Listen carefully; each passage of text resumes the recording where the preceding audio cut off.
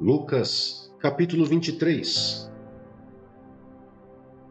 Então toda a assembleia levantou-se e o levou a Pilatos.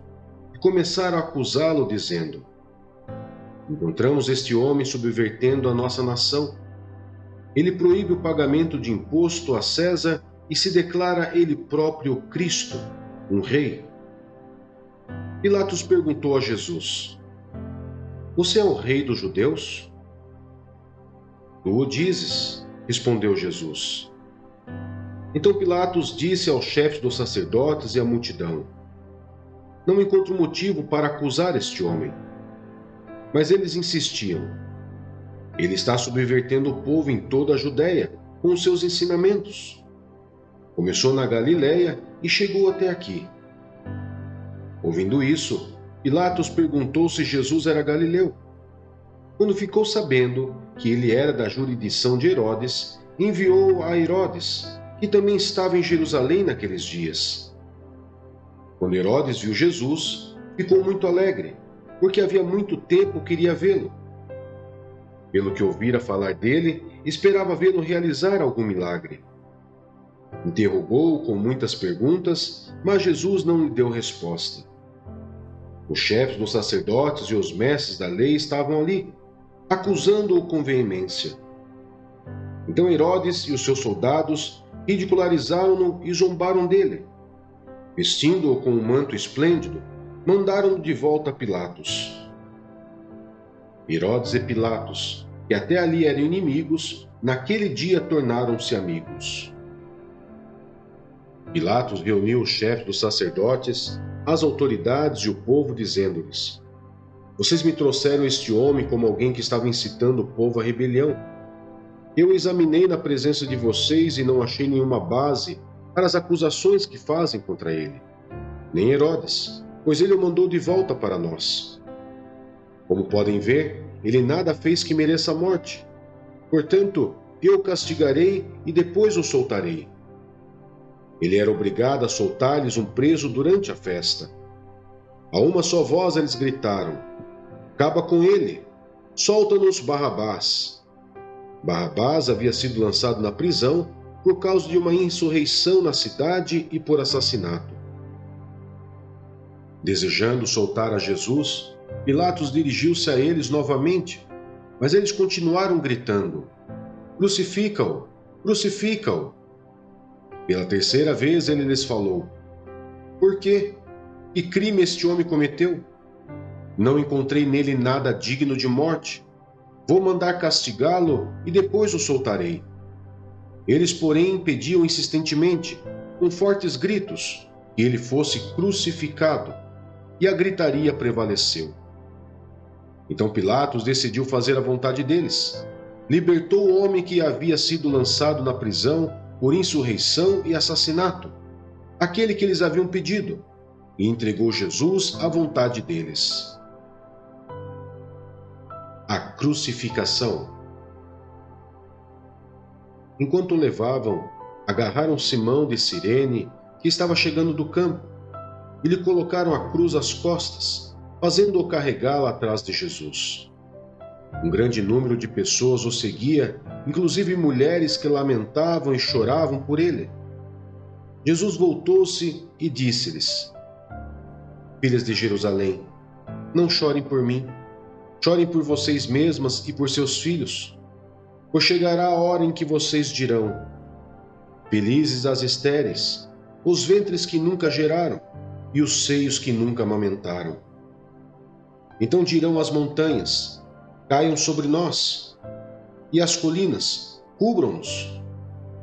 Pois se fazem isto com a árvore verde, o que acontecerá quando ela estiver seca? 2 outros homens, ambos criminosos, também foram levados com ele para serem executados. Quando chegaram ao lugar chamado Caveira, ali o crucificaram com os criminosos, um à sua direita e o outro à sua esquerda. Jesus disse: Pai, perdoa-lhes, pois não sabem o que estão fazendo. Então eles dividiram as roupas dele, tirando sortes.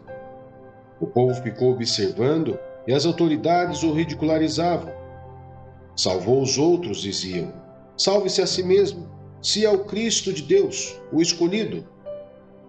Os soldados, aproximando-se, também zombavam dele, oferecendo-lhe vinagre. Diziam: se você é o rei dos judeus, salve-se a si mesmo. Havia uma inscrição acima dele que dizia: este é o rei dos judeus. Um dos criminosos que ali estavam dependurados lançavam-lhe insultos: você não é o Cristo? Salve-se a si mesmo e a nós. Mas o outro criminoso o repreendeu, dizendo: você não teme a Deus, nem estando sob a mesma sentença? Nós estamos sendo punidos com justiça, porque estamos recebendo o que os nossos atos merecem. Mas este homem não cometeu nenhum mal. Então ele disse: Jesus, lembra-te de mim quando entrares no teu reino. Jesus lhe respondeu: eu lhes garanto, hoje você estará comigo no paraíso. A morte de Jesus. Já era quase meio-dia, e trevas cobriram toda a terra até as 3 horas da tarde. O sol deixara de brilhar, e o véu do santuário rasgou-se ao meio. Jesus bradou em alta voz: Pai, nas tuas mãos entrego o meu espírito. Tendo dito isto, expirou. O centurião, vendo o que havia acontecido, louvou a Deus, dizendo: certamente este homem era justo. E todo o povo que se havia juntado para presenciar o que estava acontecendo, ao ver isso, começou a bater no peito e a afastar-se. Mas todos os que o conheciam, inclusive as mulheres que o haviam seguido desde a Galileia, ficaram de longe, observando essas coisas. O sepultamento de Jesus. Havia um homem chamado José, membro do conselho, homem bom e justo, que não tinha consentido na decisão e no procedimento dos outros. Ele era da cidade de Arimateia, na Judéia, e esperava o reino de Deus. Dirigindo-se a Pilatos, pediu o corpo de Jesus. Então, desceu-o, envolveu-o num lençol de linho e o colocou num sepulcro cavado na rocha, no qual ninguém ainda fora colocado. Era o dia da preparação e estava para começar o sábado. As mulheres que haviam acompanhado Jesus desde a Galileia seguiram José e viram o sepulcro, e como o corpo de Jesus fora colocado nele. Em seguida, foram para casa e prepararam perfumes e especiarias aromáticas, e descansaram no sábado, em obediência ao mandamento. 2 Coríntios, capítulo 8. Incentivo à contribuição. Agora, irmãos, queremos que vocês tomem conhecimento da graça que Deus concedeu às igrejas da Macedônia. No meio da mais severa tribulação, a grande alegria e a extrema pobreza deles transbordaram em rica generosidade. Pois dou testemunho de que eles deram tudo quanto podiam, e até além do que podiam. Por iniciativa própria, eles nos suplicaram insistentemente o privilégio de participar da assistência aos santos. E não somente fizeram o que esperávamos, mas entregaram-se primeiramente a si mesmos ao Senhor, e depois a nós, pela vontade de Deus. Assim, recomendamos a Tito, que, assim como ele já havia começado, também completasse esse ato de graça da parte de vocês. Todavia, assim como vocês se destacam em tudo, na fé, na palavra, no conhecimento, na dedicação completa e no amor que vocês têm por nós, destaquem-se também neste privilégio de contribuir. Não lhes estou dando uma ordem, mas quero verificar a sinceridade do amor de vocês, comparando-a com a dedicação dos outros. Pois vocês conhecem a graça de nosso Senhor Jesus Cristo, que, sendo rico, se fez pobre por amor de vocês, para que por meio de sua pobreza vocês se tornassem ricos. Este é o meu conselho. Convém que vocês contribuam, já que desde o ano passado vocês foram os primeiros. não somente a contribuir, mas também a propor esse plano. Agora, completem a obra, para que a forte disposição de realizá-la seja igualada pelo zelo em concluí-la, de acordo com os bens que vocês possuem. Porque se há prontidão, a contribuição é aceitável de acordo com aquilo que alguém tem, e não de acordo com o que não tem.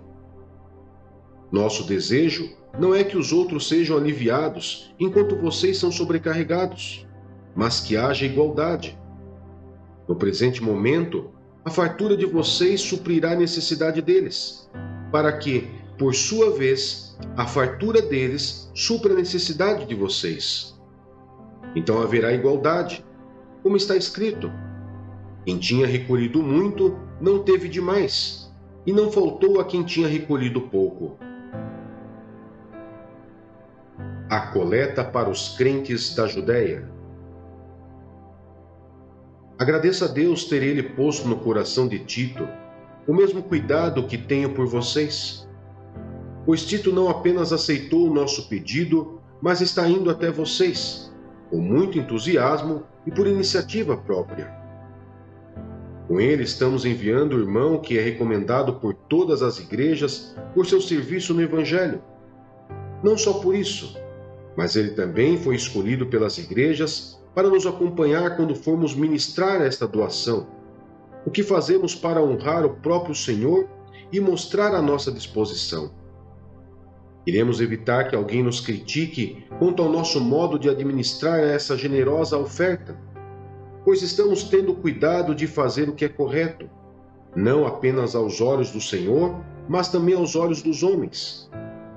Além disso, estamos enviando com eles o nosso irmão que muitas vezes e de muitas maneiras já nos provou que é muito dedicado, e agora ainda mais, por causa da grande confiança que ele tem em vocês.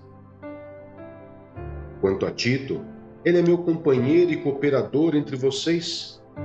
Quanto aos nossos irmãos, eles são representantes das igrejas e uma honra para Cristo. Portanto, diante das demais igrejas, demonstrem a esses irmãos a prova do amor que vocês têm e a razão do orgulho que temos de vocês. Êxodo, capítulo 20. Os 10 mandamentos. E Deus falou todas essas palavras. Eu sou o Senhor, o teu Deus, que te tirou do Egito, da terra da escravidão. Não terás outros deuses além de mim.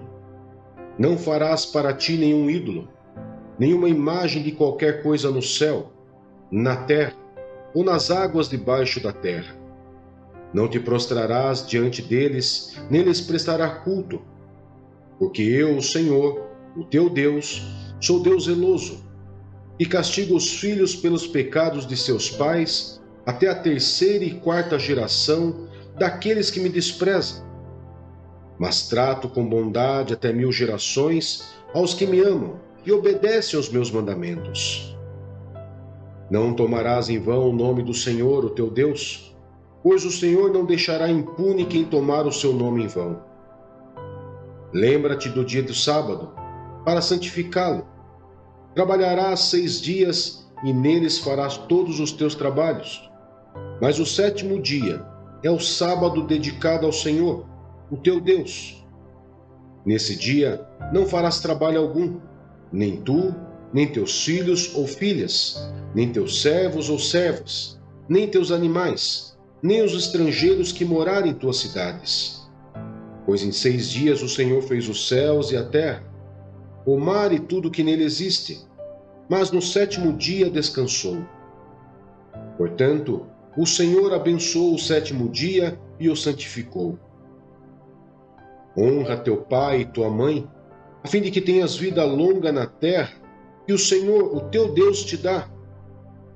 Não matarás, não adulterarás, não furtarás, não darás falso testemunho contra o teu próximo, não cobiçarás a casa do teu próximo, não cobiçarás a mulher do teu próximo, nem seus servos ou servas, nem seu boi ou jumento, nem coisa alguma que lhe pertença.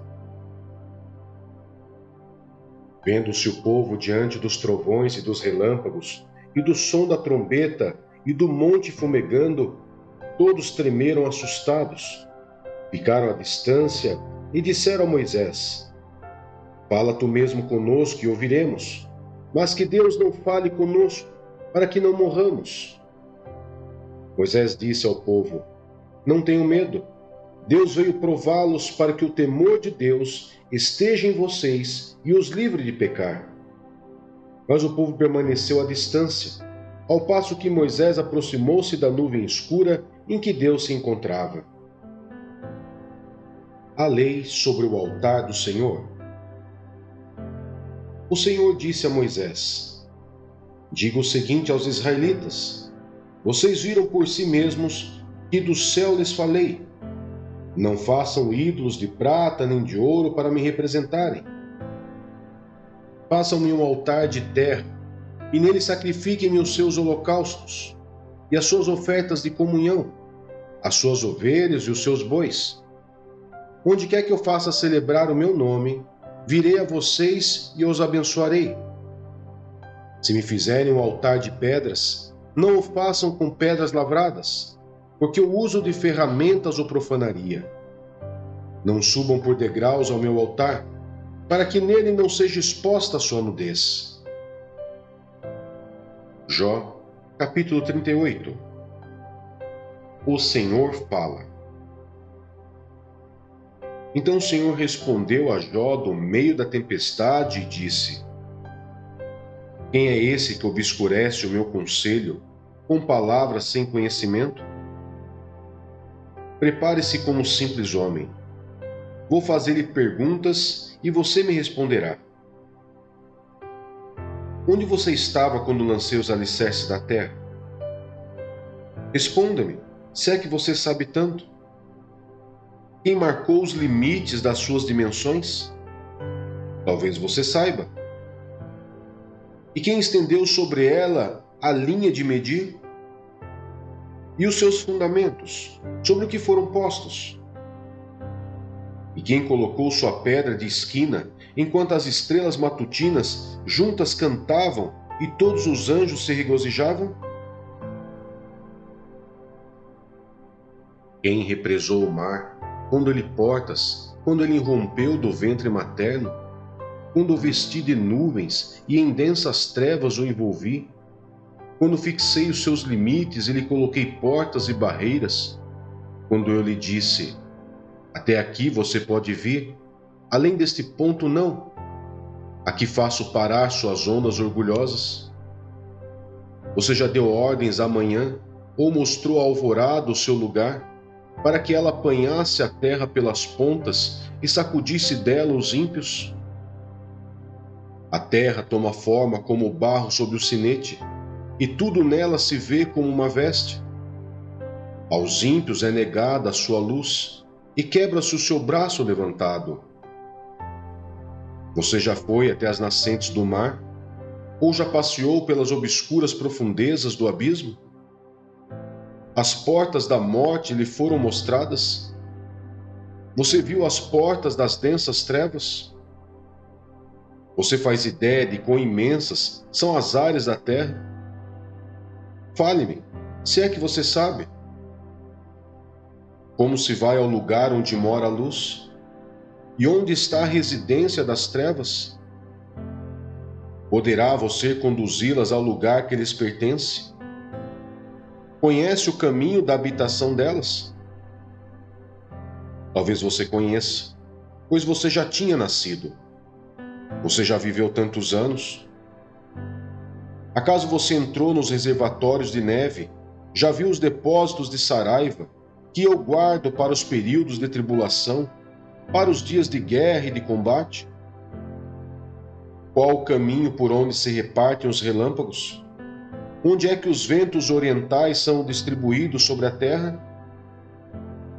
Quem é que abre um canal para a chuva torrencial e um caminho para a tempestade trovejante, para fazer chover da terra em que não vive nenhum homem, no deserto onde não há ninguém, para matar a sede do deserto árido e nele fazer brotar vegetação?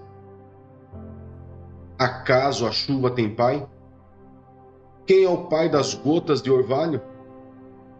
De que ventre materno vem o gelo? E quem dá à luz a geada que cai dos céus, quando as águas se tornam duras como pedra e a superfície do abismo se congela? Você pode amarrar as lindas Pleiades? Pode afrouxar as cordas do Órion? Pode fazer surgir no tempo certo as constelações, ou fazer sair a ursa com seus filhotes? Você conhece as leis dos céus? Você pode determinar o domínio de Deus sobre a terra? Você é capaz de levantar a voz até as nuvens e cobrir-se com uma inundação? É você que envia os relâmpagos e eles lhe dizem: aqui estamos? Quem foi que deu sabedoria ao coração e entendimento à mente? Quem é que tem sabedoria para avaliar as nuvens? Quem é capaz de despejar os cântaros de água dos céus, quando o pó se endurece e os torrões de terra aderem uns aos outros? É você que caça a presa para a leoa e satisfaz a fome dos leões, quando se agacham em suas tocas ou ficam à espreita no matagal? Quem dá alimento aos corvos, quando seus filhotes clamam a Deus e vagueiam por falta de comida?